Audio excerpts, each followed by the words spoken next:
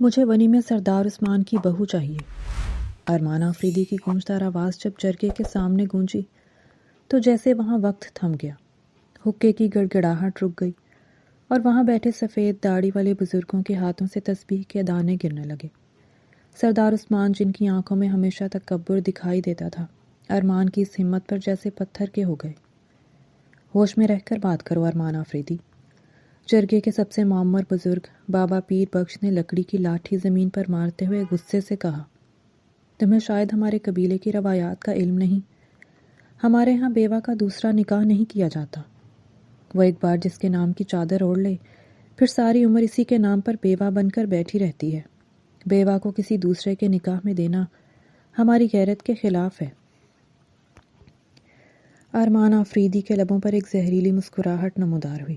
اس نے اپنی پشت کرسی سے ٹکائی اور سردار عثمان کی جانب دیکھا، جو غصے سے سرخ ہو رہے تھے۔ روایتیں بدلنے کے لیے ہی ہوتی ہیں بابا سائیں، ارمان نے سرد لہجے میں کہا، لیکن اگر آپ کو اپنی غیرت اتنی ہی پیاری ہے اور بیوہ کا نکاح کرنا گناہ لگتا ہے تو ٹھیک ہے، مجھے سردار عثمان کی اکلوتی بیٹی ونی میں دے دو۔ یہ جملہ کسی دھماکے سے کم نہیں تھا۔ پورے جرگے میں سناٹا چھا گیا۔ سردار عثمان کی اکلوتی بیٹی مہر النساء، جو ابھی 17 سال کی معصوم کلی تھی، اس کا نام سنتے ہی سردار عثمان کی ریڑھ کی ہڈی میں سنسناہٹ دوڑ گئی۔ بیٹی کی محبت یا خاندان کی فرسودہ انا، بیٹے کی بیوہ یا پھر اپنی معصوم بیٹی؟ فیصلہ بہت آسان تھا اور فوراً ہو گیا۔ نہیں، سردار عثمان کی آواز پھٹ پڑی۔ ان کا سانس اکھڑنے لگا۔ میری بیٹی نہیں، وہ تو ابھی بچی ہے۔ ارمان نے ابرو اچکائے۔ تو پھر فیصلہ آپ کے ہاتھ میں ہے سردار صاحب، یا تو بیٹی یا پھر وہ بہو جسے آپ نے زندہ درگور کر رکھا ہے۔ سردار عثمان نے کانپتے ہاتھوں سے اپنے ماتھے کا پسینہ پونچھا۔ سامنے کھڑے ارمان آفریدی کی آنکھوں میں بدلے کی آگ تھی اور پیچھے ان کی اپنی انا کا جنازہ۔ انہوں نے ایک گہرا سانس لیا اور ٹوٹے ہوئے لہجے میں بولے، ٹھیک ہے، مجھے منظور ہے۔ زرشے کا نکاح تمہارے ساتھ کر دیا جائے گا۔ سردار عثمان کا فیصلہ سناتے ہی جرگے میں ایک ہلچل مچ گئی اور ارمان کے چہرے پر سکون کی مسکراہٹ رنگ گئی۔ حویلی کے عقبی کمرے میں جہاں خاموشی کا راج تھا، زرشے اپنی سفید چادر میں لپٹی کھڑکی میں کھڑی باہر دیکھ رہی تھی۔ اس کی آنکھوں کی چمک برسوں پہلے ختم ہو چکی تھی، جب اسے اس حویلی میں بیوہ کا لقب ملا تھا۔ لیکن اسے کیا معلوم تھا کہ آج اس کی تقدیر کا فیصلہ ایک نئے طریقے سے ہونے والا ہے۔ جب مائی بھاگ بھری نے آ کر اسے جرگے کا فیصلہ سنایا تو زرشے کے پیروں تلے سے زمین نکل گئی۔ ونی، مجھے ونی کر دیا گیا؟ اس کی آواز حلق میں پھنس گئی۔ ہاں بٹیا، سردار صاحب نے اپنی بیٹی کو بچانے کے لیے تمہیں ارمان آفریدی کی آگ میں جھونک دیا، بھاگ بری نے افسوس سے کہا۔ زرشے کے پورے بدن میں ایک جھرجھری سی دوڑ گئی۔ وہ کانپ کر رہ گئی۔ ابھی کچھ عرصہ پہلے ہی تو اس نے بیوہ ہونے کا زخم کھایا تھا۔ ابھی تو اس کے مہندی والے ہاتھ پھیکے بھی نہیں پڑے تھے کہ اسے قربانی کا جانور بنا کر ایک ایسے شخص کے حوالے کیا جا رہا تھا جس کے نام سے ہی لوگ کانپتے تھے۔ شومِ قسمت، زرشے نے اپنے کانپتے ہاتھوں کو دیکھا۔ پہلے بیوہ ہوئی، اب ونی کی بھینٹ چڑھا دی گئی۔ کیا میرا اپنا کوئی وجود نہیں؟ کیا میں صرف شطرنج کا ایک مہرہ ہوں؟ زرشے نے سیاسیت سے سوچا۔ شام کے سائے گہرے ہوتے ہی نکاح خوان کو بلا لیا گیا۔ کوئی ڈھول دھماکہ نہیں ہوتا، کوئی خوشی کا گیت نہیں تھا، صرف ارمان آفریدی کے سپاہیوں کی تنی ہوئی بندوقیں تھیں اور سردار عثمان کی جھکی ہوئی گردن۔ زرشے کو جب نکاح کے لیے لایا گیا تو اس کا لباس وہی سادہ سا تھا، لیکن اس کے اوپر ایک بھاری سرخ چادر ڈال دی گئی تھی جو اس کی مرضی کی نہیں بلکہ اس کی غلامی کی علامت تھی۔ زرشے بی بی بنت احمد خان، کیا آپ کو ارمان آفریدی کے ساتھ نکاح عوض ونی منظور ہے؟ نکاح خوان کے الفاظ زرشے کے کانوں میں پگھلے ہوئے سیسے کی طرح اتر رہے تھے۔ اس نے سردار عثمان کی طرف دیکھا، جنہوں نے نظریں چرا لیں۔ اس نے حویلی کی بلند دیواروں کو دیکھا جو اسے کھا جانے کو تیار تھیں۔ اس کے لب تھر تھرائے، آنکھوں سے ایک آنسو ٹپک کر نکاح نامے پر گرا جہاں ارمان آفریدی کا نام جلی حروف میں لکھا تھا۔ منظور ہے، یہ الفاظ نہیں تھے، یہ اس کی روح کی ایک خاموش چیخ تھی جو اس کے وجود کے اندر ہی گونج گئی۔ نکاح کے بول پڑھے جا چکے تھے۔ ارمان آفریدی اپنی کرسی سے اٹھا اور ایک فاتحانہ مسکراہٹ کے ساتھ زرشے کے قریب آیا۔ اس نے زرشے کے لرزتے ہوئے ہاتھ پر اپنی مضبوط گرفت جمائی۔ چلو ونی کی شہزادی، تمہارا اصل ٹھکانہ اب ارمان آفریدی کا گھر ہے، اس نے سرد لہجے میں کہا۔ زرشے کی قسمت کا فیصلہ ہو چکا تھا۔ ایک بیوہ جسے سماج نے بہت سمجھا تھا، آج ایک دشمن کی انا کی تسکین کے لیے ونی بن کر اس کے ساتھ چلتی تھی۔ حویلی کی دیواریں اس کی خاموش چیخوں کی گواہ تھیں، لیکن انصاف ہمیشہ کی طرح طاقتور کے قدموں تلے دبا ہوا تھا۔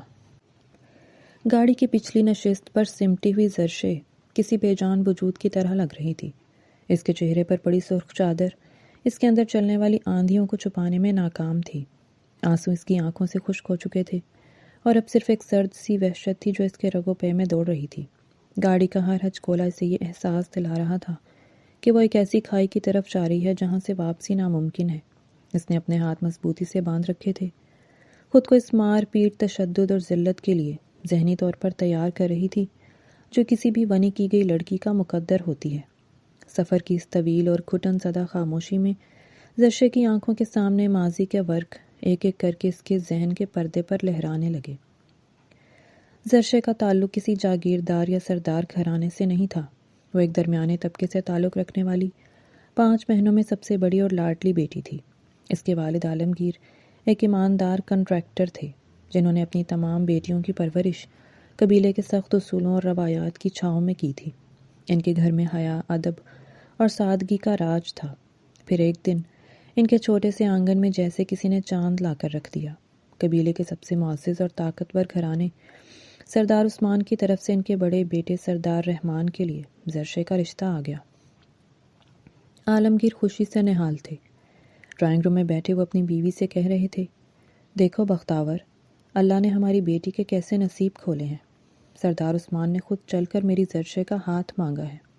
میری بیٹی اب سرداروں کی حویلی کی بڑی بہو بنے گی۔ زرشے کی بہنیں اسے چھیڑتی رہتی، ہائے ہائے زرشے آپی، اب تو آپ بڑی حویلی کی مالکن بن جائیں گی، ہمیں بھول تو نہیں جائیں گی نا؟ اور واقعی جب زرشے دلہن بن کر سرداروں کی حویلی میں داخل ہوئی تو اسے لگا جیسے اس نے دنیا کی ہر خوشی پالی ہے۔ سردار رحمان اپنی خاندانی رعونت سے بالکل مختلف انسان تھا۔ وہ نرم دل، محبت کرنے والا اور زرشے کا بے حد خیال رکھنے والا شوہر تھا۔ شادی کی پہلی ہی رات رحمان نے زرشے کے ہاتھوں میں پہنی سرخ چوڑیاں دیکھتے ہوئے کہا تھا، زرشے، تم اس حویلی کی وہ روشنی ہو جس کی مجھے ہمیشہ سے تلاش تھی۔ میں وعدہ کرتا ہوں تمہاری آنکھوں میں کبھی آنسو نہیں آنے دوں گا۔ تم میری زندگی کی سب سے خوبصورت دعا ہو۔ زرشے نے شرما کر نظریں چکا لی تھیں۔ اسے لگتا تھا کہ وہ دنیا کی خوش قسمت ترین عورت ہے۔ اس کی زندگی ایک خوبصورت خواب کی طرح گزر رہی تھی۔ رحمان کی محبت نے اسے حویلی کے سرد ماحول میں بھی کرم جوشی کا احساس دلائے رکھا تھا، لیکن اسے کیا معلوم تھا کہ اس کی ان خوشیوں کو کسی کی ایسی نظر لگنے والی ہے جس کا کوئی توڑ نہیں تھا۔ شادی کو بھی 6 ماہ بھی مکمل نہیں ہوئے تھے کہ حویلی پر قیامت ٹوٹ پڑی۔ وہ ایک سیاہ رات تھی جب حویلی کے بڑے دروازے پر رحمان کی خون میں لت پت لاش لائی گئی۔ ایک کار ایکسیڈنٹ نے سردار عثمان کا وارث اور زرشے کا سہاگ دونوں چھین لیے تھے۔ زرشے کے لیے تو جیسے کائنات ہی الٹ گئی تھی۔ وہ دھاڑے مار مار کر روتی رہی، لیکن رحمان نے آنکھیں نہیں کھولی۔ اس کا وجود ایک لاش میں بدل گیا۔ میرے رحمان، اٹھے رحمان، آپ نے تو وعدہ کیا تھا کہ مجھے کبھی رونے نہیں دیں گے۔ دیکھیں نا میں رو رہی ہوں، آنکھیں کھولیں۔ زرشے کی دلخراش چیخوں سے حویلی کی دیواریں بھی کانپ رہی تھیں، لیکن وہاں موجود پتھر دل روایات کے پہرے داروں پر کوئی اثر نہیں ہوا۔ رحمان کے دفن ہوتے ہی حویلی کا ماحول زرشے کے لیے جہنم بن گیا۔ اس کی سرخ چوڑیاں توڑ دی گئیں، اس کا رنگین لباس چھین لیا گیا اور اسے ایک سفید بے رنگ چادر اڑا دی گئی۔ یہ بیوہ ہے، اسے اب حویلی کے پچھلے حصے والے کمرے میں رکھا جائے گا۔ کسی بھی خوشی کے موقع پر اس کا سایہ بھی نہیں پڑنا چاہیے۔ سردار عثمان کی بیوی نے سرد مہری سے حکم جاری کیا تھا۔ زرشے کو ایک اندھیرے الگ تھلگ کمرے میں دھکیل دیا گیا۔ اس کی ہر ایک سانس اس پر بوجھ بن گئی تھی۔ وہ سارا دن کھڑکی کے پاس کھڑی رہتی، آسمان کی طرف خالی نظروں سے دیکھتی اور خدا سے شکوے کرتی، میرا کیا قصور تھا میرے مولا؟ وہ روتے روتے آسمان کی طرف ہاتھ اٹھاتی، ابھی تو میری عمر ہی کیا تھی، تو نے مجھ سے میرا سہاگ کیوں چھین لیا؟ مجھے اس بند کمرے کے قیدی کیوں بنا دیا؟ کیا بیوہ ہونا کوئی جرم ہے؟ قبیلے کے ظالمانہ اصولوں کے تحت کوئی اس سے ملنے نہیں آتا تھا۔ اس کی بہنیں، اس کے ماں باپ تک کو اس سے ملنے کی محدود اجازت تھی۔ وہ زندہ لاش بن چکی تھی۔ صرف مائی بھاگ بھری، جو حویلی کی پرانی ملازمہ تھی، وہی صبح و شام اس کے پاس آتی تھی۔ ایک دن جب زرشے بخار میں تپ رہی تھی، مائی بھاگ بھری سے دوائی دینے آئی۔ مائی، کیا میں مر نہیں سکتی؟ یہ زندگی تو موت سے بھی بدتر ہے۔ مجھے کوئی زہر لا کر دے دو مائی۔ زرشے نے روتے ہوئے مائی کے ہاتھ پکڑ لیے۔ مائی کی آنکھوں میں آنسو آ گئے۔ اس نے زرشے کے ماتھے پر ہاتھ رکھا اور بولی، صبر کر میری بچی، صبر کر۔ اللہ کسی پر اس کی برداشت سے زیادہ بوجھ نہیں ڈالتا۔ یہ دن بھی کٹ جائیں گے، تو بس اللہ سے لو لگائے رکھ۔ مائی سے کھانا اور ضرورت کی دوائیاں دے کر چلی جاتی اور زرشے پھر سے اسی گھٹن زدہ تنہائی میں گم ہو جاتی۔ اس کے لیے دن اور رات کا فرق ختم ہو چکا تھا۔ وہ خاموشی سے اپنے دکھ کا زہر پی رہی تھی۔ دن اسی طرح گزرتے جا رہے تھے اور پھر ایک دن حویلی کے اس مردہ سکوت میں ایک زبردست بھونچال آیا۔ زرشے اپنے کمرے میں بیٹھی تھی جب اسے باہر چیخو پکار اور فائرنگ کی آوازیں سنائی دیں۔ معلوم ہوا کہ سردار عثمان کے چھوٹے اور بگڑے ہوئے بیٹے سردار نوریز نے ایک معمولی سے جھگڑے پر آفریدی خاندان کے ایک نوجوان لڑکے کا قتل کر دیا تھا۔ آفریدی خاندان، جو علاقے میں اپنی دہشت اور طاقت کے لیے مشہور تھا، انتقام کی آگ میں جل رہا تھا۔ کئی دنوں تک علاقے میں کرفیو کا سا سما رہا۔ بالآخر بات جرگے تک پہنچی۔ جرگے میں فیصلہ ہونا تھا اور زرشے کو اس بات سے کوئی غرض نہیں تھی، کیونکہ وہ تو پہلے ہی اپنی زندگی کی قید کاٹ رہی تھی۔ لیکن جب جرگے کا فیصلہ سنایا گیا تو حویلی میں ماتم بچھ گیا۔ مائی بھاگ بھری روتی ہوئی زرشے کے کمرے میں آئی۔ غضب ہو گیا زرشے بی بی، غضب ہو گیا۔ کیا ہوا مائی، کیوں رو رہی ہو؟ زرشے نے بے دلی سے پوچھا۔ ارمان آفریدی نے جرگے میں شرط رکھی ہے۔ اس نے نوریز کی جان بخشنے کے بدلے ونی کا مطالبہ کیا ہے۔ مائی کی ہچکیاں بند گئیں۔ تو اس میں غضب کیا ہے؟ سردار کی بیٹی مہرالنساء جائے گی ونی میں۔ ان کے کیے کی سزا ان کی بیٹی بھگتے گی۔ زرشے نے سرد لہجے میں کہا، نہیں بی بی، ارمان آفریدی نے مہرالنساء کو نہیں مانگا، اس نے تمہیں مانگا ہے۔ اس نے کہا ہے اسے سردار عثمان کی بیوہ بہو ونی میں چاہیے، اور سردار نے اپنی بیٹی کو بچانے کے لیے تمہیں ارمان آفریدی کے حوالے کرنے کی حامی بھر لی ہے۔ زرشے کے قدموں تلے سے زمین کھسک گئی۔ اس کے کانوں میں سائیں سائیں ہونے لگی۔ مجھے؟ لیکن کیوں؟ میرا اس دشمنی سے کیا تعلق؟ ارمان آفریدی کو میں کیوں چاہیے ہوں؟ کوئی نہیں جانتا بی بی، سارا جرگہ حیران ہے، سردار حیران ہے، پر ارمان آفریدی اپنی ضد پر اڑا ہوا ہے۔ سردار عثمان نے اپنی جوان بیٹی کو ونی کی بھیٹ چڑھانے کے بجائے اپنی اس بیوہ بہو کی قربانی دینا بہتر سمجھا، جسے وہ پہلے ہی منحوس سمجھتے تھے۔ ایک بار پھر زرشے کی قسمت کا فیصلہ اس کی مرضی کے بغیر کر دیا گیا۔ وہ روتی رہی۔ عالمگیر کو خبر دی گئی، لیکن ایک کمزور کنٹریکٹر سرداروں کے جرگے کے آگے کیا بول سکتا تھا؟ زرشے کا نکاح پڑھایا گیا اور اسے ایک گائے بکری کی طرح آفریدیوں کی گاڑی میں بٹھا دیا گیا۔ گاڑی کے اچانک رکنے پر زرشے ایک جھٹکے سے ہوش میں آئی اور ماضی کے ان بھیانک خیالوں سے باہر نکلی۔ ڈرائیور نے گاڑی کا انجن بند کر دیا تھا۔ باہر مکمل خاموشی تھی۔ زرشے کے دل کی دھڑکنیں اتنی تیز تھیں کہ اسے اپنا سینہ پھٹتا ہوا محسوس ہو رہا تھا۔ اس نے سنا تھا کہ آفریدی بہت ظالم ہیں۔ وہ ونی میں آئی لڑکیوں سے جانوروں سے بدتر سلوک کرتے ہیں۔ انہیں زنجیروں میں باندھ کر رکھا جاتا ہے، مارا پیٹا جاتا ہے اور حویلی کے سب سے نچلے درجے کے کام کروائے جاتے ہیں۔ زرشے نے اپنے آنسو صاف کیے، چادر کو سختی سے اپنے گرد لپیٹا اور آنکھیں میچ لیں۔ یا اللہ، مجھے ہمت دینا، میں اب مزید نہیں رہوں گی۔ یہ ماریں گے، میں سہ لوں گی، لیکن ان کے سامنے گڑ گڑاؤں گی نہیں۔ اس نے دل ہی دل میں خود کو مضبوط کیا۔ گاڑی کا دروازہ کھلنے کی آواز آئی۔ زرشے نے اپنا سانس روک لیا۔ وہ منتظر تھی کہ کوئی بھاری ہاتھ اس کے بازو کو نوچے گا اور اسے گھسیٹ کر باہر نکالے گا۔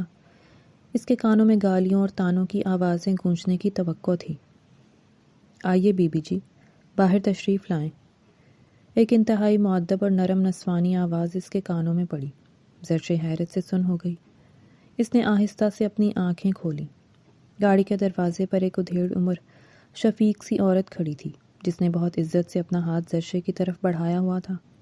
زرشے کے ہاتھ کانپ رہے تھے۔ وہ کچھ سمجھے بغیر روبوٹ کی طرح آہستہ سے گاڑی سے باہر نکلی۔ اس کا قدم جیسے ہی آفریدی ہاؤس کے وسیع اور شاندار صحن کی زمین پر پڑا، اچانک اوپر سے سرخ گلاب کی پتیوں کی بارش شروع ہو گئی۔ زرشے کی سانس حلق میں اٹک گئی۔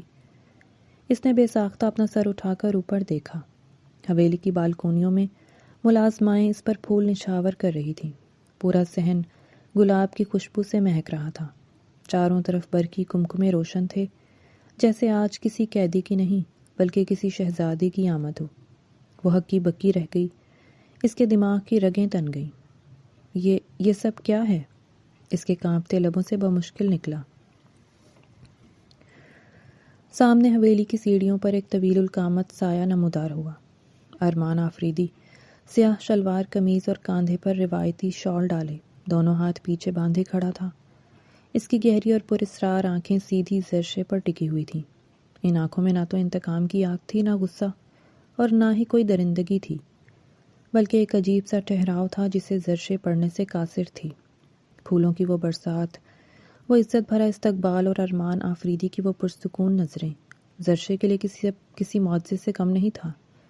اس نے تو تاریک تہ خانے اور کوڑوں کا سوچا تھا، لیکن یہاں تو پھولوں کی سیت سجی تھی۔ کیا یہ کوئی نیا کھیل ہے؟ کسی بڑے طوفان سے پہلے کی خاموشی؟ زرشے کا ذہن الجھ کر رہ گیا۔ اس کی آنکھوں سے ایک آنسو پھسلا، لیکن اس بار یہ آنسو دکھ کا نہیں، شدید الجھن اور حیرت کا تھا۔ وہ پھولوں کی اس برسات کے بیچ آفریدی ہاؤس کے صحن میں بت بنی کھڑی تھی، جبکہ ارمان آفریدی آہستہ آہستہ سیڑھیاں اتر کر اس کی جانب آ رہا تھا۔ ارمان آفریدی کے کمرے کی فضا سندل اور عود کی بھینی بھینی خوشبو سے مہک رہی تھی۔ کمرے کا گوشہ گوشہ کسی شاہی محل کا منظر پیش کر رہا تھا۔ زرشے جو چند گھنٹے پہلے تک خود کو ایک ذلیل اور خوار بنی سمجھ کر موت کی دعائیں مانگ رہی تھی، اس وقت ریشمی سرخ لباس میں ملبوس، بھاری زیورات سے لدی، پھولوں سے سجی سیج پر بیٹھی تھی۔ اس کے ذہن میں بار بار وہی منظر گھوم رہا تھا جب وہ گاڑی سے اتری تھی اور ارمان آفریدی نے اس کا استقبال کیا تھا۔ خوش آمدید زرشے آفریدی، خاندان میں تمہارا دل سے سواگت ہے۔ ارمان کے وہ الفاظ کسی جادو کی طرح اس کے کانوں میں اب بھی رس گھول رہے تھے۔ وہ شاندار مرد جس کی ہیبت سے پورا علاقہ کانپتا تھا، اس کے سامنے اس قدر نرم لہجے میں بات کر رہا تھا، جیسے وہ کوئی قیدی نہیں بلکہ اس کی زندگی کی سب سے معزز مہمان ہو۔ زرشے کا دل سینے میں ہتھوڑے کی طرح بج رہا تھا۔ آخر کیوں؟ یہ سوال اس کے وجود کو اندر سے کھوکھلا کر رہا تھا۔ ونی کی گئی لڑکیوں کے نصیب میں تو سیاہ کوٹڑیاں اور خون آلود آنسو ہوتے ہیں، پھر یہ محبت اور عزت، یہ احترام کیوں؟ اچانک دروازہ کھلنے کی ہلکی سی آواز آئی اور زرشے کا پورا وجود سہم کر سمٹ گیا۔ ارمان آفریدی کمرے میں داخل ہو چکا تھا۔ اس کے قدموں کی چاپ اس کے دل کی دھڑکنوں سے ہم آہنگ ہو رہی تھی۔ ارمان آہستہ آہستہ چلتا ہوا اس کے قریب آیا اور بیٹھ کے کنارے پر بیٹھ گیا۔ زرشے نے اپنی نظریں فرش میں گاڑ لیں۔ اس کا سانس لینا بھی محال ہو رہا تھا۔ ارمان نے نہایت نزاکت سے اپنا ہاتھ بڑھایا اور زرشے کا ریشمی گھونگھٹ آہستہ سے اوپر اٹھایا۔ جیسے ہی زرشے کا چہرہ اس کے سامنے عیاں ہوا، ارمان کی آنکھوں میں ایک عجیب سی چمک لہرائی۔ اس نے زرشے کا لرزتا ہوا ہاتھ اپنے مضبوط ہاتھوں میں لیا اور اس کی پشت پر اپنے لب رکھ دیے۔ اتنی ڈری ہوئی کیوں ہو؟ ارمان کی آواز ریشم کی طرح ملائم تھی۔ اس نے پاس پڑے ایک مخملی ڈبے سے سونے کے بھاری قدیم نقش و نگار والے کنگن نکالے اور نہایت محبت سے زرشے کی کلائیوں میں پہنانے لگا۔ یہ ہمارے خاندان کی روایت ہے۔ یہ کنگن صرف آفریدی خاندان کی بڑی بہو پہنتی ہے۔ آج سے ان پر صرف تمہارا حق ہے۔ زرشے کی حیرت اب انتہا کو چھو رہی تھی۔ اس نے ہمت مجتمع کی اور ارمان کی آنکھوں میں آنکھیں ڈال کر دیکھنا چاہا۔ وہاں سے کوئی درندگی، کوئی فتح کا غرور نظر نہیں آیا، بلکہ وہاں تو ایک گہرا سمندر تھا جس میں محبت کی لہریں تھیں۔ یہ سب کیا ہے ارمان صاحب؟ اس کی آواز لرز رہی تھی۔ میں یہاں کوئی عزت دار دلہن بن کر نہیں آئی۔ میں تو ایک قیدی ہوں، ایک بھینٹ ہوں جو جرگے کے فیصلے پر آپ کے گھر ڈالی گئی ہے۔ میں تو ونی ہو کر اس حویلی میں آئی ہوں، تو پھر میرے ساتھ یہ نرم سلوک، یہ شاہی استقبال، یہ خاندانی کنگن، آخر کیوں؟ زرشے کے سوال پر ارمان کے لبوں پر ایک دل نواز مسکراہٹ پھیل گئی۔ اس نے زرشے کے دونوں ہاتھ تھام لیے اور سنجیدگی سے اس کے چہرے کو دیکھنے لگا۔ تمہیں لگتا ہے زرشے کہ ارمان آفریدی اتنا کمزور ہے کہ اسے اپنی دشمنی نبھانے کے لیے کسی معصوم عورت کے آنسوؤں کی ضرورت پڑے گی؟ ارمان کا لہجہ اب کچھ گہرا ہو گیا تھا۔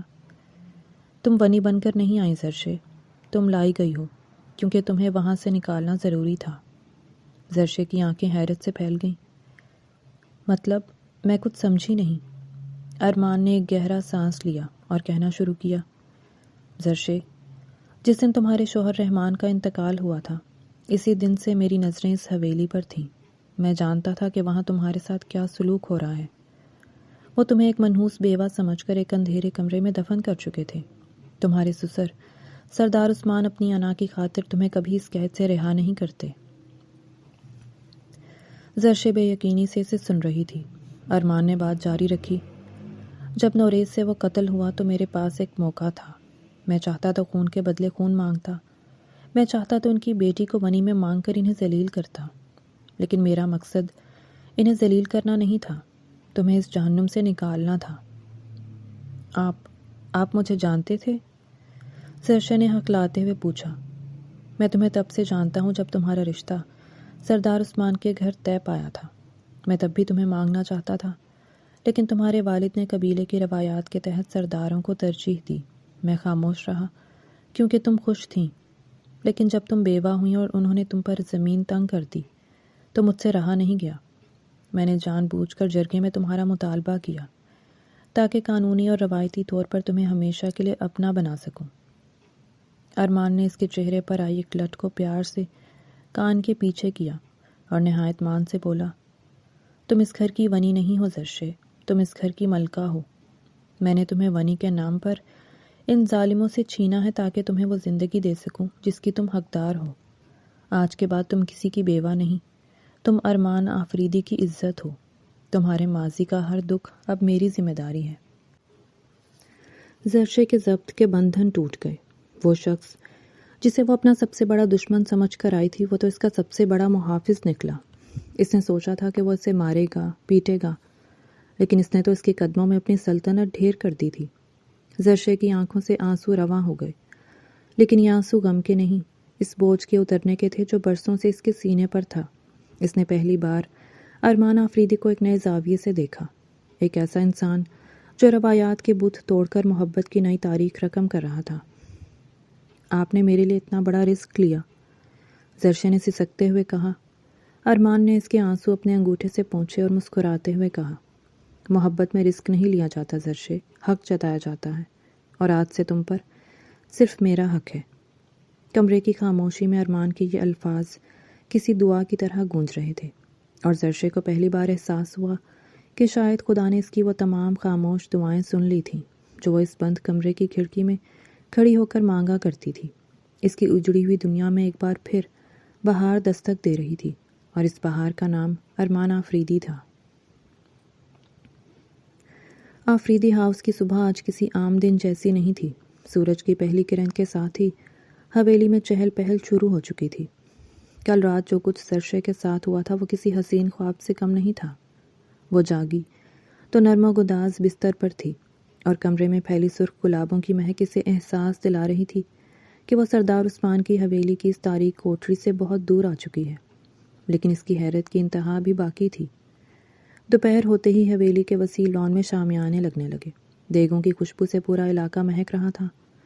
زرشے جسے ملازماؤں نے ایک بار پھر دلہنوں کی طرح سجا دیا تھا، آئینے کے سامنے بیٹھی خود کو دیکھ رہی تھی۔ سنہری اور سرخ رنگ کے قیمتی لباس میں وہ کسی ملکہ سے کم نہیں لگ رہی تھی۔ یہ سب کس لیے ہے؟ اس نے مائی سے پوچھا جو اس کے بال سنوار رہی تھی۔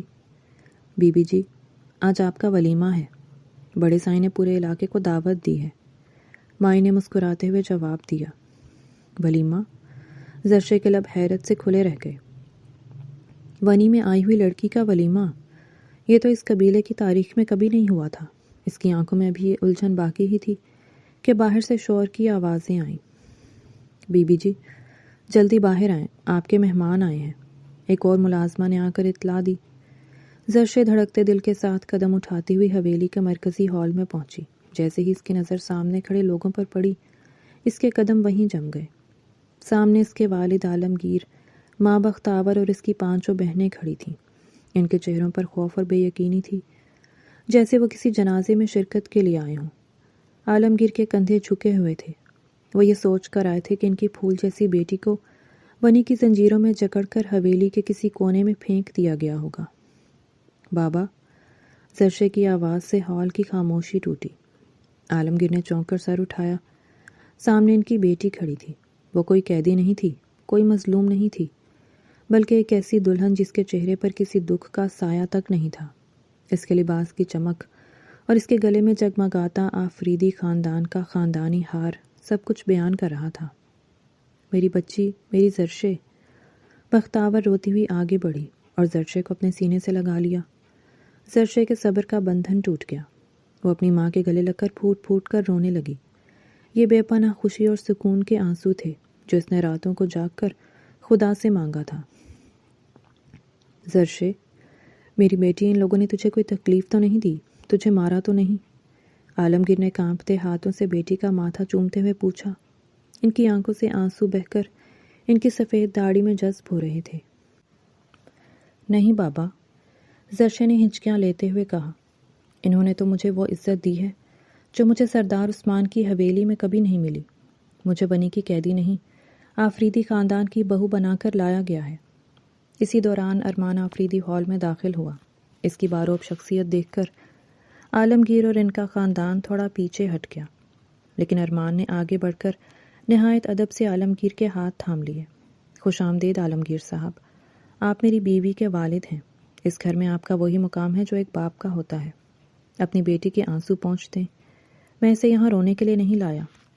ارمان کے الفاظ میں ایسی سچائی اور احترام تھا کہ عالمگیر کے اندر کا سارا خوف دھل گیا۔ انہوں نے ارمان کو دعائیں دیتے ہوئے گلے سے لگا لیا۔ زرشے کی بہنیں بھی خوشی سے زرشے کے گرد جمع ہو گئیں۔ وہ دن زرشے کی زندگی کا سب سے روشن دن بن گیا تھا۔ دوسری جانب سردار عثمان کی حویلی میں ماتم کا سا سما تھا۔ یہ ماتم کسی کی موت کا نہیں، بلکہ ان کی انا کی شکست کا تھا۔ حویلی کے صحن میں بیٹھے سردار عثمان حقے کا کش لگا رہے تھے جب ان کا ایک کارندہ بھاگتا ہوا آیا۔ سردار سائیں، غضب ہو گیا۔ ارمان آفریدی نے پورے علاقے میں دیگیں چڑھائی ہیں، وہ دھوم دھام سے ولیمہ کر رہا ہے۔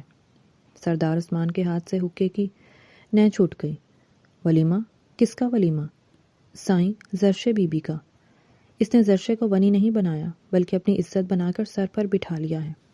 زرشے کے گھر والے بھی وہاں مہمان بن کر گئے ہیں۔ سارا علاقہ ارمان آفریدی کی سخاوت اور اس کے اس انوکھے فیصلے کی باتیں کر رہا ہے۔ یہ سننا تھا کہ سردار عثمان کا خون کھولنے لگا۔ ان کا چہرہ غصے سے سرخ ہو گیا۔ ایک بیوہ، ایک منحوس عورت جس کی وجہ سے میرا جوان سال بیٹا مر گیا، اس کا ولیمہ ہو رہا ہے۔ یہ میری روایات کے منہ پر تمانچہ ہے۔ ارمان آفریدی نے میرے ساتھ کھیل کھیلا ہے۔ اس نے ونی کے نام پر مجھے ذلیل کیا ہے۔ انہوں نے اپنی بندوق اٹھائی اور غصے میں پاگلوں کی طرح آفریدی ہاؤس کی طرف نکل پڑے۔ ان کی فرسودہ انا انہیں یہ برداشت کرنے کی اجازت نہیں دے رہی تھی کہ جس عورت کو انہوں نے اندھیرے کمرے میں دفن کر دیا تھا، آج وہ ان کے سب سے بڑے دشمن کی حویلی کی مالکن بن کر راج کر رہی تھی۔ آفریدی ہاؤس کے باہر مہمانوں کا تانتا بندھا تھا۔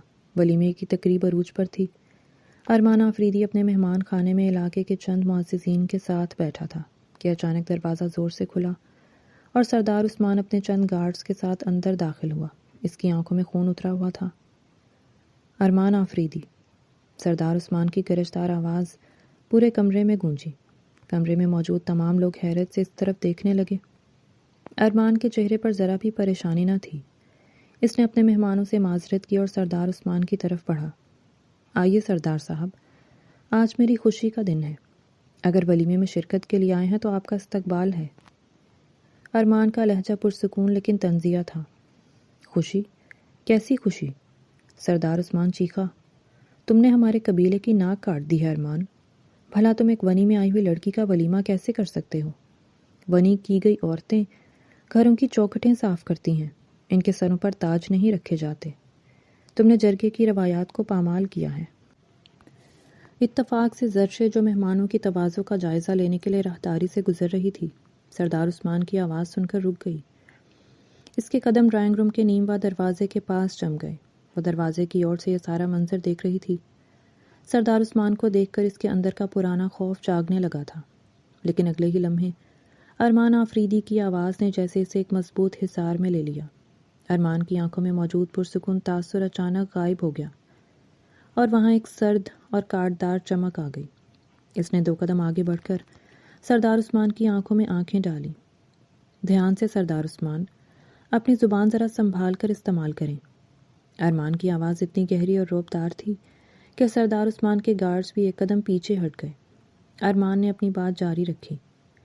تمہارے قبیلے کی وہ روایات جن میں عورتوں کو جانور سمجھ کر بیچا جاتا ہے، وہ میری حویلی کے دروازے کے باہر دم توڑ دیتی ہیں۔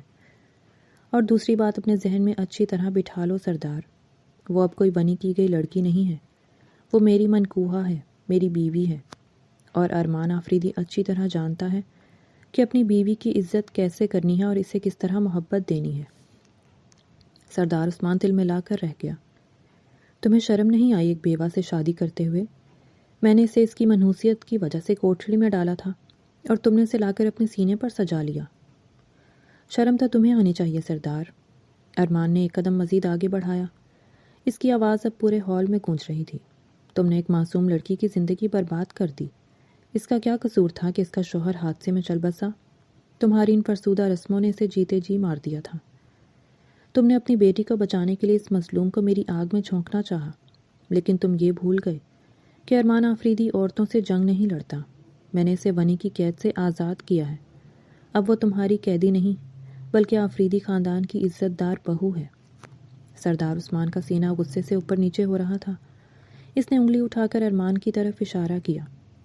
اس کا مطلب ہے کہ تم نے جان بوجھ کر سوچے سمجھے منصوبے کے تحت میری بیوہ بہو کو جرکے میں ونی کے طور پر مانگا تھا تاکہ تم اسے میرے خلاف کسی مقصد میں استعمال کر سکو۔ تم میری خاندانی عزت اچھالنا چاہتے ہو۔ ارمان کے چہرے پر ایک فاتحانہ لیکن سرد مسکراہٹ ابھری۔ تمہاری عزت؟ سردار عثمان، تمہاری عزت تو اسی دن خاک میں مل گئی تھی جس دن تم نے اپنے بیٹے کے قاتل کو بچانے کے لیے ایک بے گناہ بیوہ کو ونی کر دیا تھا۔ میرا اس کے پیچھے کوئی گھناؤنا مقصد نہیں ہے۔ میرا واحد مقصد ایک مظلوم کو اس جہنم سے نکالنا تھا۔ اور رہی بات تمہاری بہو کی، تو اب وہ تمہاری بہو نہیں ہے۔ اس کا سرداروں کی حویلی سے کوئی تعلق باقی نہیں رہا۔ وہ میری زرشے ہے، صرف میری۔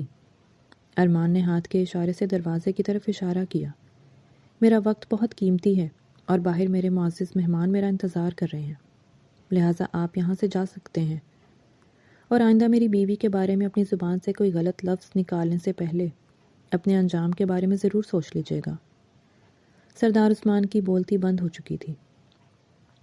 اس کی انا کے پرخچے اڑ چکے تھے۔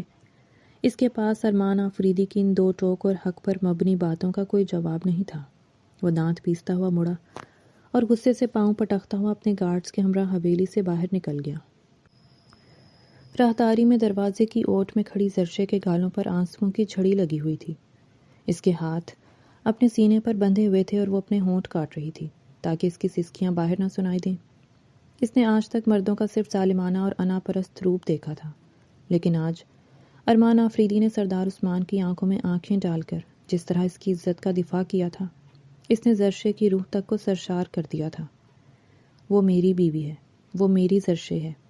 ارمان کے یہ الفاظ اس کے کانوں میں بار بار گونج رہے تھے۔ زرشے کو محسوس ہوا کہ اس کے ماضی کے تمام زخم، وہ اندھیرا کمرہ، وہ بیوگی کے تانے اور ونی کی ذلت، سب کچھ ارمان کے ان چند الفاظ کی بدولت دھل چکا ہے۔ ایک شخص جو اسے جانتا تک نہیں تھا، اس نے صرف انسانیت اور ایک عورت کی عزت کی خاطر اتنا بڑا قدم اٹھایا، اور اب وہ پوری دنیا کے سامنے اس کے وقار کی ڈھال بن کر کھڑا تھا۔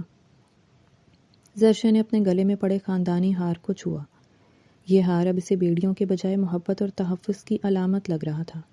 ارمان کی محبت، اس کا احترام اور اس کا وہ غصہ جو اس نے زرشے کے دفاع میں دکھایا، زرشے کے لیے دنیا کی سب سے قیمتی متاع بن چکی تھی۔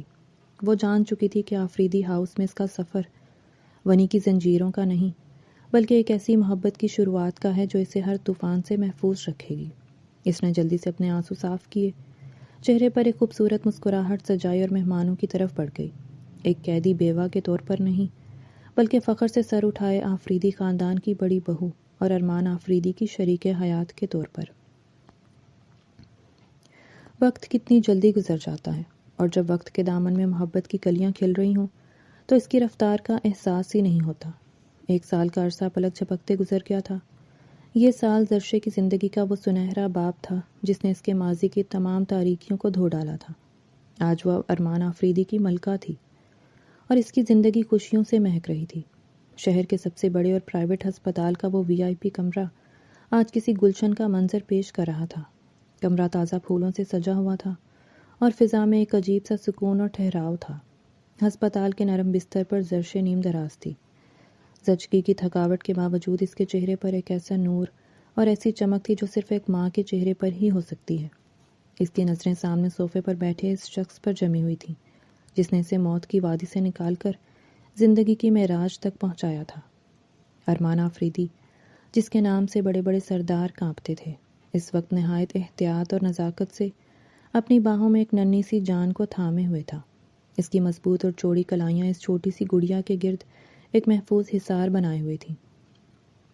ارمان کی آنکھوں میں وہ نمی اور وہ چمک تھی جو زرشے نے اس سے پہلے کبھی نہیں دیکھی تھی۔ دیکھو زرشے، ارمان کی آواز میں ایک عجیب سا سحر اور لرزش تھی۔ وہ اپنی جگہ سے اٹھ کر بستر کے قریب آیا اور ننھی پری کو زرشے کے پہلو میں لٹا دیا۔ یہ بالکل تمہاری طرح ہے، اس کی آنکھیں، اس کا معصوم چہرہ، یہ میری پری ہے، اس لیے میں نے اس کا نام پریشے رکھا ہے، پریشے ارمان آفریدی۔ زرشے کی آنکھوں سے خوشی کے آنسو چھلک پڑے۔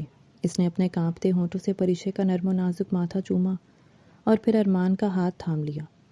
یہ آپ کی محبت کا معجزہ ہے ارمان، زرشے نے سسکتے ہوئے مسکراہٹ کے ساتھ کہا۔ اگر آپ نہ ہوتے تو شاید میں آج بھی اس اندھیرے کمرے میں اپنی موت کا انتظار کر رہی ہوتی۔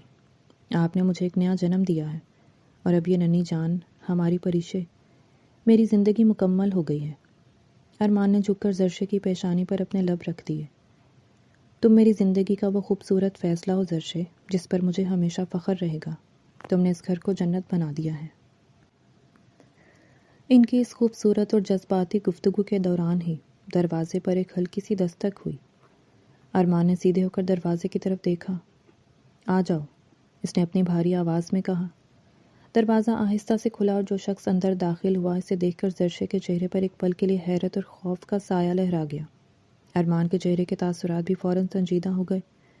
وہ کوئی اور نہیں بلکہ سردار عثمان تھے، لیکن یہ وہ سردار عثمان نہیں تھے جو 1 سال پہلے ارمان کے گھر آ کر غصے سے چنگھاڑ رہے تھے۔ آج ان کے کندھے جھکے ہوئے تھے، ان کی چال میں وہ پرانی رونت نہیں تھی اور ان کے چہرے پر تکبر کی جگہ ایک گہری اور واضح ندامت نے لے لی تھی۔ ان کے ہاتھوں میں پھولوں کا ایک بڑا سا گلدستہ تھا۔ کمرے میں چند لمحوں کے لیے گہری اور بوجھل خاموشی چھا گئی۔ ارمان آگے بڑھا اور زرشے کے بستر کے پاس ایک محافظ کی طرح کھڑا ہو گیا، گو کہ اس کے لہجے میں اب وہ پرانی تلخی نہیں تھی۔ سردار عثمان، آپ یہاں؟ ارمان نے قدرے حیرت سے پوچھا۔ سردار عثمان نے ہچکچاتے ہوئے قدم آگے بڑھائے۔ ان کی نظریں زرشے پر پڑیں جو اب ڈرنے کے بجائے ایک پراعتماد ماں کے طور پر اپنی بچی کو سینے سے لگائے ہوئے تھی۔ پھر ان کی نظر اس ننھی جان پر پڑی جس کا چہرہ گلاب کی پنکھڑی جیسا تھا۔ کیا میں اندر آ سکتا ہوں؟ سردار عثمان کی آواز دھیمی اور لرزتی ہوئی تھی۔ وہ تکبر جو ان کی پہچان تھا آج کہیں نظر نہیں آ رہا تھا۔ آئیے سردار صاحب۔ ارمان نے انہیں اندر آنے کا راستہ دیا۔ سردار عثمان آہستہ آہستہ چلتے ہوئے بستر کے قریب آئے۔ انہوں نے پھولوں کا گلدستہ سائڈ ٹیبل پر رکھا۔ ان کی آنکھوں میں آنسو تیر رہے تھے۔ انہوں نے کانپتے ہوئے ہاتھوں سے اپنی جیب سے کچھ کڑکدار نوٹ نکالے، جھک کر نہایت پیار سے پریشے کا ماتھا چوما اور وہ پیسے شگن کے طور پر ننھی پریشے کے چھوٹے سے ہاتھ پر رکھ دیے۔ جیتی رہو میری بچی، اللہ تمہارے نصیب اچھے کرے۔ سردار عثمان کے لبوں سے نکلی یہ دعا سیدھی ان کے دل سے آ رہی تھی۔ پھر وہ سیدھے ہوئے اور ارمان کی طرف دیکھا۔ ان کی آنکھوں سے آخرکار وہ آنسو چھلک پڑے جو نہ جانے کتنے عرصے سے ان کی انا کی دیوار کے پیچھے قید تھے۔ مجھے معاف کر دو ارمان، مجھے معاف کر دے میری بیٹی زرشے۔ سردار عثمان کے الفاظ میں اتنی گہری شرمندگی تھی کہ زرشے کا دل بھی پسیج گیا۔ میں آج یہاں کوئی سردار بن کر نہیں آیا، بلکہ ایک گناہ گار، ایک شرمسار بوڑھا باپ بن کر آیا ہوں۔ پچھلے 1 سال میں تم دونوں کی زندگی کو دیکھ کر میرے اندر کی وہ تمام جھوٹی انا اور غرور ٹوٹ کر بکھر گیا ہے۔ ارمان نے خاموشی سے ان کی بات سنی، جبکہ زرشے کی آنکھوں میں بھی حیرت کے ساتھ ہمدردی پیدا ہونے لگی۔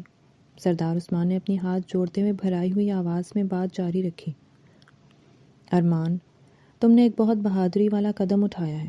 تم نے زرشے کو محض پناہ نہیں دی بلکہ اسے اپنی عزت، اپنی بیوی بنا کر ہم سب کے منہ پر ایک تمانچہ مارا ہے۔ تم نے ہمیں ایک ایسی زندہ مثال دی ہے جس نے میری بند آنکھیں کھول دی ہیں۔ سردار عثمان نے ایک لمبا اور گہرا سانس لیا، جیسے وہ اپنے سینے کا سارا بوجھ آج اتار دینا چاہتے ہوں۔ ہم کتنے اندھے تھے ارمان، ہم اپنے قبیلے کے ان جاہلانہ اور فرسودہ روایات کی زنجیروں میں اس قدر جکڑے ہوئے تھے کہ اپنے نبی صلی اللہ علیہ وآلہ وسلم کی پیاری سنت ہی بھول گئے۔ ان کی آواز میں کرب تھا۔ بیوہ کے ساتھ نکاح کرنا تو ہمارے دین کی خوبصورتی ہے، یہ تو ہمارے نبی صلی اللہ علیہ وآلہ وسلم کی سنت ہے، اور ہم اس پاکیزہ رشتے کو گناہ سمجھتے تھے۔ ہم بیواؤں کو منحوس سمجھ کر انہیں اندھیرے کمروں میں قید کر دیتے تھے، ان سے جینے کا حق چھین لیتے تھے۔ میری بہو، میری زرشے، جس کی عمر ہی کیا تھی، میں نے اپنی انا اور رواج کے نام پر اسے زندہ درگور کر دیا تھا۔ اگر تم اسے ونی کے نام پر وہاں سے نہ نکالتے تو وہ ظالم رواج اس بچی کو گھٹ گھٹ کر مارتے تھے۔ زرشے کی آنکھوں سے آنسو بہہ کر اس کے گالوں پر گرنے لگے۔ اسے وہ تمام تکلیف دہ دن یاد آ گئے، لیکن آج وہ درد باقی نہیں تھا، کیونکہ اس کا ظالم آج خود اس کے سامنے اپنے کیے پر پچھتا رہا تھا۔ تم نے ثابت کر دیا ارمان آفریدی۔ سردار عثمان کی آنکھوں میں اب ارمان کے لیے ایک بے پناہ احترام تھا کہ اصل مردانگی عورت پر ظلم کرنے، اسے ونی کرنے یا اسے کمروں میں بند کرنے میں نہیں ہے۔ اصل مردانگی عورت کو اس کا جائز مقام دینے، اس کی حفاظت کرنے اور اس کی ٹوٹی ہوئی زندگی کو دوبارہ جوڑنے میں ہے۔ تم نے سنت کو زندہ کیا ہے ارمان، اور میری ان روایات کا جنازہ نکال دیا ہے جو سوائے ظلم کے اور کچھ نہ تھیں۔ میں آج تم دونوں کو دل کی گہرائیوں سے مبارکباد دیتا ہوں۔ یہ کہہ کر سردار عثمان بچوں کی طرح رونے لگے۔ ان کا غرور، ان کی سرداری، ان کا تکبر آج ارمان کی محبت اور سچائی کے سامنے مکمل طور پر ہار چکا تھا۔ ارمان نے آگے بڑھ کر سردار عثمان کے جڑے ہوئے ہاتھ نیچے کیے اور انہیں اپنے گلے سے لگا لیا۔ انسان کی سب سے بڑی جیت یہی ہے سردار صاحب کہ وہ اپنی غلطی تسلیم کر لے، ارمان نے نرم مگر روبدار لہجے میں کہا۔ دین نے عورت کو جو عزت دی ہے، کوئی رسم اور کوئی رواج اس سے وہ عزت نہیں چھین سکتا۔ آپ کو اپنی غلطی کا احساس ہو گیا، یہی میرے لیے اور زرشے کے لیے سب سے بڑی بات ہے۔ میں نے آپ کو اسی دن معاف کر دیا تھا جس دن زرشے نے میرے گھر میں مسکرانا شروع کیا تھا۔ سردار عثمان نے روتے ہوئے زرشے کی طرف دیکھا۔ کیا تم بھی اس بوڑھے اور ظالم باپ کو معاف کر دو گی بیٹی؟ زرشے نے مسکراتے ہوئے اپنے آنسو صاف کیے اور نفی میں سر ہلاتے ہوئے محبت بھرے لہجے میں کہا، جس دل میں اولاد کی محبت آ جائے بابا سائیں، اس دل میں کسی کے لیے نفرت اور کینہ باقی نہیں رہتا۔ میری بیٹی کی آمد نے میرے دل کو ہر دکھ سے پاک کر دیا ہے۔ میں نے آپ کو دل سے معاف کیا۔ آپ ہمارے بڑے ہیں، آپ کی دعائیں ہمیشہ ہمارے ساتھ رہنی چاہیے۔ یہ سن کر سردار عثمان کے چہرے پر ایک ایسا سکون چھا گیا جیسے ان کی روح کا سارا عذاب ختم ہو گیا ہو۔ انہوں نے ایک بار پھر زرشے اور ننھی پریشے کے سر پر دست شفقت رکھا، ارمان کے کندھے کو تھپ تھپایا اور دعائیں دیتے ہوئے کمرے سے باہر نکل گئے۔ ان کے قدم اب بوجھل نہیں بلکہ ہلکے تھے۔ انہوں نے سچائی کو قبول کر لیا تھا۔ کمرے کا دروازہ بند ہونے کے بعد ایک بار پھر وہی پرسکون اور محبت بھری خاموشی چھا گئی۔ ارمان آہستہ سے چل کر واپس بستر کے پاس آیا اور زرشے کے قریب بیٹھ گیا۔ اس نے زرشے کا ہاتھ اپنے ہاتھوں میں لیا اور دوسری طرف ننھی پریشے کو دیکھا جو اپنی ماں کے پہلو میں سکون سے سو رہی تھی۔ تم جانتی ہو زرشے، آج کیا ہوا ہے؟ ارمان نے گہری مسکراہٹ کے ساتھ اس کی آنکھوں میں دیکھا۔ کیا ہوا ہے؟ زرشے نے معصومیت سے پوچھا۔ آج صرف سردار عثمان نہیں ہارا، بلکہ آج وہ تمام ظالم روایات ہار گئی ہیں جنہوں نے نہ جانے کتنی ہی زرشے جیسی معصوم لڑکیوں کی زندگیاں نگل لی تھیں۔ آج سے ہمارے قبیلے میں کوئی لڑکی بیوہ ہونے کے بعد اندھیرے کمرے میں نہیں ڈالی جائے گی، اور نہ ہی کسی دشمنی کی بھینٹ چڑھ کر ونی بنے گی۔ ہم نے ایک نئی شروعات کی ہے۔ زرشے نے اپنا سر ارمان کے کندھے پر رکھ دیا۔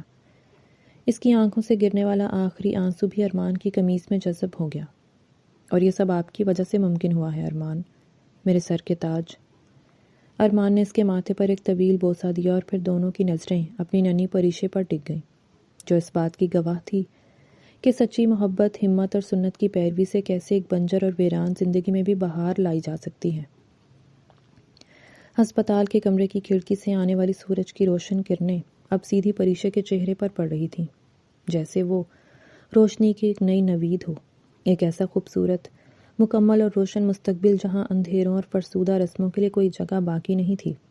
ان کی کہانی کا یہ اختتام در حقیقت ایک ایسے نئے سفر کا آغاز تھا جس کی بنیادیں صرف اور صرف خالص محبت اور سچائی پر رکھی گئی تھیں۔ اس کہانی کا مورل نہایت طاقتور اور دل کو چھو لینے والا ہے کہ معاشرے کی فرسودہ روایات جیسے ونی اور بیوہ کو جینے کے حق سے محروم کرنا دراصل ظلم کی بدترین شکل ہے، جنہیں بدلنا ہی اصل بہادری ہے۔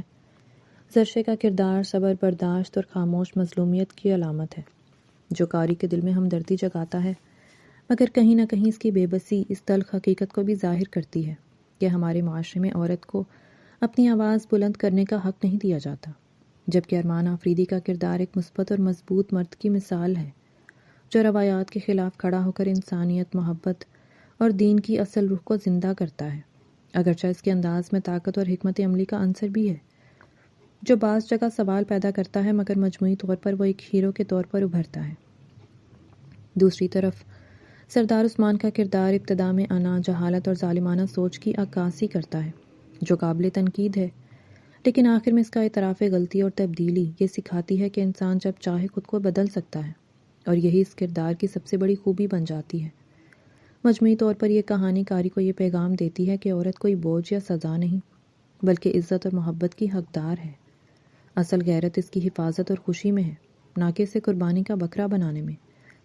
اور اگر ایک شخص بھی سچ اور انصاف کے لیے کھڑا ہو جائے تو وہ نہ صرف ایک زندگی بلکہ پورے معاشرے کی سوچ بدل سکتا ہے۔ اور آپ کو یہ کہانی کیسی لگی؟ پڑھ کر اپنی رائے کا اظہار کیجیے گا اور چینل کو سبسکرائب کر لیں۔ شکریہ۔